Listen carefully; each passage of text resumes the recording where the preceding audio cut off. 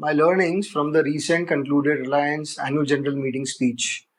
Everyone knows that everything about Reliance Industries and Mukesh Ambani is larger than life. The scales and execution of his businesses is unthinkable. I had to literally read and reread the figures of the transcript since my own thinking was short of imagining the achievements.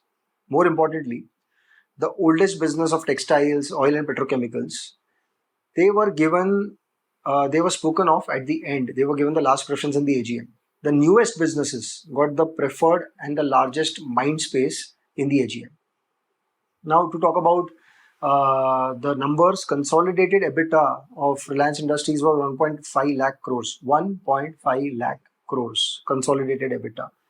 If you find this absolute figure to be astounding, just imagine that 30% of this amount, which is 50,000 crores, came from Jio Digital Services business, which is the telecom arm of the company Reliance Industries. The same telecom businesses were touted as high debt and high capex related businesses. They have dragged down big corporate houses like Videocon, Unitech, etc. in the past. Prior to 2009, they were all over the place. The same telecom business, the same industry, different time. In flat 7 years since Jio had started, has contributed from 0% to 30% of EBITDA to a business house like Reliance, which is already 40 years old. This speaks a lot about India's consumption ecosystem, regulatory ecosystem, as well as the overall business and industry ecosystem. Jio has got 450 million subscribers. 450 million is 45 crores in 7 years, which is roughly 35% of our entire population. Let's digest this. Year over year, industry growth of 20% with 25 GB of per user data consumption.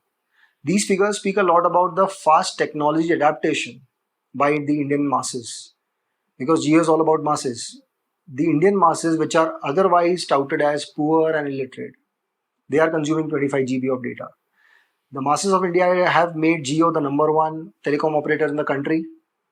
If a new age business like this can deliver such strong numbers and have such great contribution to an already rapidly growing business empire like Reliance, I cannot stop to imagine or stop to think about the bright future of our Indian enterprises, and thereby, obviously, the Indian equity markets.